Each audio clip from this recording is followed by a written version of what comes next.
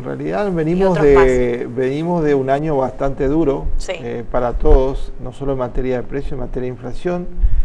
Ha habido un reacomodamiento de la economía en el último año, pero con indicadores que hacen avisorar de que en el futuro puede llegar a mejorar esto. En verdad esos indicadores tienen que ver más que nada con cuál ha sido la pauta inflacionaria que se manejó en los últimos 6 meses del año pasado, donde hemos tenido índices inflacionarios por debajo del 2%, que era lo que caracterizaba en los últimos 4 o 5 años la inflación. Si bien en el año hemos tenido una inflación que rondó el 35-38% según los cálculos privados, porque recordemos que el INDEC empezó a funcionar recién a mitad de año en adelante, este año hemos empezado con índices inflacionarios mucho más bajos del promedio anual. Es así que estamos en un interanual del 34%, que es mucho más bajo de lo que es la relación 2016-2015. De todas maneras, esto que se ve así en términos fríos de número, por ahí la gente no lo percibe todavía en su bolsillo, en la realidad económica cotidiana, porque ven que de todas maneras, más allá que haya indicadores positivos, las cosas siguen aumentando, los precios se siguen encareciendo, y obviamente o faltan algunos productos también. O faltan algunos productos, y la gente por ahí necesita, ya viene de muchos años golpeado y necesita satisfacción inmediata, digamos. Pero yo creo que en líneas generales el mayor de los males, que es la inflación, va a tender a bajar en los próximos meses. Entonces, el tema va a depender también de muchos factores que hoy por hoy se están dando y están discutiendo en la Argentina, que tienen que ver con cuál va a ser de alguna manera el incremento que va a regir en temas paritarias, que eso todos sabemos que cuando hay un incremento de sueldo en el sector productivo, generalmente eso se traduce en costo de producción y encarece los precios, digamos. Y también va a tener mucho que ver en cuál es el comportamiento del sector empresarial, que en los últimos años no ha sido el mejor. Ha habido mucha actitud especulativa de sectores privados, sobre todo los sectores que han hecho negocio en los últimos años, y obviamente necesitan de una mano dura, un poco más rígida de parte del Estado, para que estos precios de alguna manera sean, digamos, lo que corresponde y no abusivos. No estamos hablando de un comportamiento al estilo Moreno, con el revólver en la cintura exigiendo, pero sí haciendo cumplir la ley, en este caso la ley de defensa del consumidor.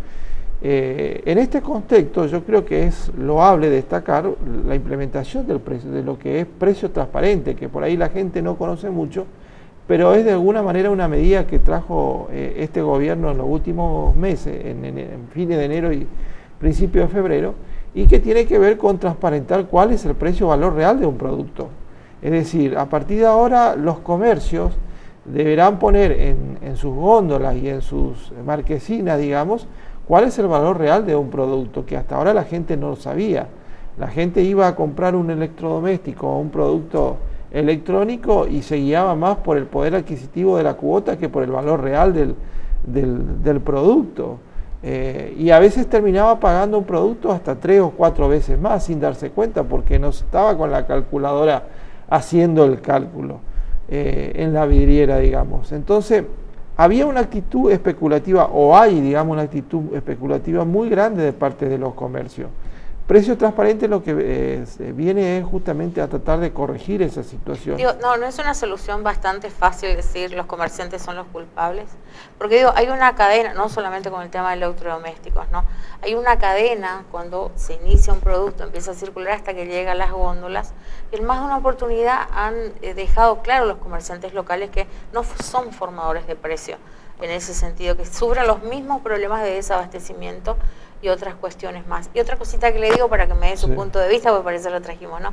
Con relación al tema de los precios transparentes, también se había pedido como mínimo 15 días más para poder evaluar y hacer una aplicación aquí en Formosa de manera eficaz, porque no tenían, dijeron, al menos desde cámaras empresariales, la suficiente información sobre la aplicación en sí. ¿Esto qué le parece a usted? Bueno, en principio, te digo... No es que no querían aplicar, sino que explicaban, bien. No tenemos los instructivos, sí, tenían, en este caso, al menos se presentaban así, como cierto resquemor con el tema de las multas que van a venir, que son en ese sentido bastante importantes por lo que ha trascendido, ¿no? No, está bien. Yo creo que los comercios tienen que adecuarse rápidamente a esta nueva medida. Pero más que nada apuntan, más que al pequeño y mediano comercio, apunta a las grandes cadenas. Sí. Esto, es decir, y establece, digamos, la claridad en la relación y en el vínculo que hay implícito entre lo que es comercio y lo que es el sector financiero. Sí. Cuando uno compra con tarjeta de crédito, hay un costo financiero, generalmente que tiene que ver con la financiación. No es lo mismo comprar al contado que comprar en una financiación. Ahora, ¿quién soporta esa financiación? Evidentemente que a través del pago con tarjeta no lo hace el comercio, lo hace el sector financiero, los bancos que emiten las tarjetas. Sí. Entonces, no hay motivos para que, digamos, el comercio haga un recargo cuando en realidad el que está soportando la financiación es del sector financiero, es el banco que emitió la tarjeta, porque entonces el usuario termina pagando un costo establecido por el comercio y un costo establecido en el régimen de tarjeta, y eso no debería ser, por un lado. Por otro lado, a tu pregunta sí. Sobre el facilismo de decir que los responsables digo, son... No, está bien, me parece oportuna. ¿Qué es lo que ellos dicen? O sea, nos apuntan a nosotros, no sé si... Hay que discriminar. No digo que sean todos testigos falsos o algo así, pero está bien, pero es materia no de tener en cuenta. Porque hay que discriminar lo que son los distintos rubros que integran, de alguna manera, la oferta de productos. Puedo tener los productos electrónicos por un lado, que todos sabemos, hoy los productos electrónicos en la Argentina son mayormente impuestos. El valor de un producto electrónico en la Argentina ronda entre los 30 o 40%, uno paga impuestos. Sí. Ahora, una cosa son los productos electrónicos, productos automotrices, y otra cosa son aquellos productos que forman parte de una cadena de producción que está ligada con la producción primaria, generalmente alimentaria, donde están los alimentos, están, los productos del campo, donde sí hay una distorsión muy grande porque entre lo que cobra el productor primario, que es el generador del producto, y lo que se vende en góndola, hay una diferencia abismal. Importante. Lo hubo siempre y lo sigue existiendo. Y que siempre, no solamente con este gobierno, sino también con el anterior. Exactamente, siempre lo hubo. Entonces, lo que tiene que hacer o lo que debe hacer el Estado es intervenir en esa cadena de producción, pero no de manera, intempestiva, para ver de qué manera, generando opciones en el mercado y esa cadena de producción, acotar ese salto abismal que hay entre la producción primaria y lo que es puesto en góndola. Sí. Y para eso hay que trabajar mucho, pero hay que trabajar de manera mancomunada, deberá trabajar de alguna manera lo que es el Ministerio de Agroindustria con el Ministerio de la Producción. Y yo creo que en ese sentido se está trabajando en el sector cárnico, que de alguna manera es uno de los más difíciles, y también en el frutihortícola. Vos sabés que hoy, para que un kilo de manzana de Río Negro, que está entre 30 y 40 pesos el kilo en los supermercados, le están pagando entre 4 y 5 pesos al productor en su zona. Entonces hay un aumento, un incremento superior al 100%. Y bueno, eso es lo que hay que, esa diferenciación abismal es lo que hay que trabajar, pero hay que trabajar con soluciones, no soluciones a corto plazo, sino con soluciones definitivas, claro, cosa que en el futuro no pueda volver a suceder. Es decir, es un problema que exige soluciones de fondo, pero eso tiene que ver con la presencia del Estado como vos decías, en la cadena de producción, que yo creo que se está dando en algunos aspectos, y en algunos productos se puede llegar a dar, y lo va a ver la gente, no digo en el corto plazo, pero dentro de este periodo que es 2017 puede llegar a darse algunos elementos. Esperemos, claro, que así sea. Sí, uno se pregunta, ¿no? ¿Cuáles son las pautas en materia de tiempo? Pero tampoco podemos pretender, que uno haga adivinanzas, ¿no? Pero sí proyecciones, ¿no? Usted, que es una persona que se ha caracterizado en ese sentido por el análisis de cómo nos está yendo en materia económica. ¿Cuál es su proyección para este año, de acá a corto plazo, antes de llegar a diciembre? Mira, lo que nosotros siempre dijimos, y esto lo sabe, todo el mundo, es país que cayó en un proceso inflacionario grave como ha caído el nuestro, sí, le lleva mucho tiempo salir, revertir un proceso inflacionario por encima del 30%, por lo menos lleva 3, 4 años, si no es más. Sobre todo cuando se ha cambiado la matriz económica de los últimos 12 años. Esto hay que decirlo con la cruda realidad a la, sí, gente, no hay soluciones mágicas, soluciones mágicas para la inflación. Por eso justamente uno pelea y lucha muchas veces para que no se caiga en la inflación, porque la inflación es un flagelo de alguna manera muy grave, en el cual hay que evitar caer, porque cuando se cayó se lleva mucho tiempo salir. Ahora, en el corto plazo, yo creo que el hecho de haber detenido,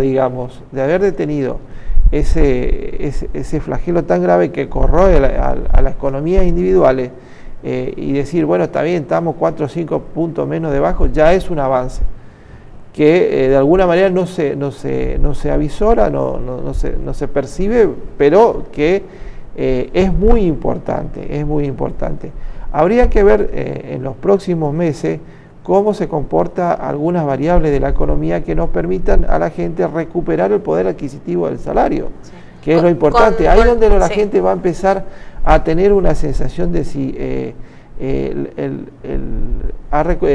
la capacidad adquisitiva del salario vuelve a ser aquel que fue en su momento. De todas maneras, no va a ser una cuestión instantánea, va a ser algo gradual. Un proceso. Exactamente, porque también el deterioro fue un proceso gradual, no fue algo inmediato. Cada vez que había lo dejo cerrar la idea. Está bien, cada vez que había un incremento, nosotros denunciábamos que cada vez que había un incremento, había una pérdida de poder adquisitivo.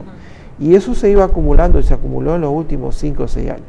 Entonces eso, también la recuperación va a llevar mucho tiempo.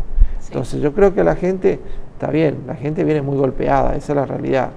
Y hoy establecer, pautas de incremento salarial por encima del proceso inflacionario es suicidarnos, en un país donde tiene todos los recursos para salir adelante. ¿Qué consejo le da a la gente que nos está viendo, nuestros televidentes? Porque en materia de tratar de cerrar un poco todo lo que sea los gastos, ¿no? Aunque hay inversiones que en la casa sí o sí hay que hacer, como pagar la luz, que va a haber aumento, también otros que se vienen ahora. ¿Qué le aconsejaría a usted? En la manera de ser prudente hogareñamente, digamos, ¿no? Nosotros, y aprovecho tu pregunta que es muy interesante porque para alargar un pequeño archivo, nosotros estamos lanzando en los próximos días, quizás los primeros días de marzo, una campaña justamente de concientización y de esclarecimiento destinada al usuario y al consumidor, que tiene que ver con conocer los derechos ciudadanos en materia de consumidores, que están establecidos en la ley de defensa del consumidor. El consejo que le damos nosotros a la gente es comprar, recorrer, lo que va a comprar, examinar bien las compras que va a hacer, porque muchas veces no hay que dejarse guiar. Nosotros hemos sido denunciadores en muchas veces de aquellas falsas ofertas o promociones que hay dando vuelta hoy en el mercado interno, donde te ofrecen el 4x3 o el 2x1 y uno en realidad termina comprando más de lo que necesita por la oferta, pero termina pagando el mismo precio. Entonces, examinar cada uno de ellos, no dejarse guiar por esa falsa oferta y comprar justamente lo mínimo y necesario. Yo creo que en este juego de oferta y la demanda que establece justamente el libre mercado va a permitir que en el futuro, algunos precios se acomoden. De hecho, algunos se están acomodando en los últimos tiempos y esto redunda en beneficio de la gente. Y ejercer nuestro derecho ciudadano como usuarios, hacer las denuncias si tenemos que hacer. Yo sé que cuando uno va al comercio, va a comprar algo, no va a denunciar, pero cuando ve que hay diferencia de precio, cuando hay una actitud especulativa, hay que denunciarlo. Claro. Y con la luz ¿cómo hacemos? Porque si no se paga, te cortan, así nomás. Bueno, la luz, de alguna manera... Más allá de quién tiene la culpa, uno se termina cansando y se tiene la culpa el gobierno nacional, no el provincial. Llega la boleta alta, ¿qué hacemos ahí? Está bien, yo te digo, mira, el tema tarifas eléctricas nosotros lo estamos trabajando en distintos barrios de la ciudad y hay distintas realidades. Una cosa es el incremento del valor de la tarifa y otra cosa es, en algunos barrios nosotros hemos detectado también registros de consumos excesivos. Hay barrios acá, como por ejemplo, te digo puntualmente, Urbanización España, Libes Rivira, donde hasta hace poco estaban pagando una tarifa social y hoy están pagando, la tarifa común, entonces, sin subsidio.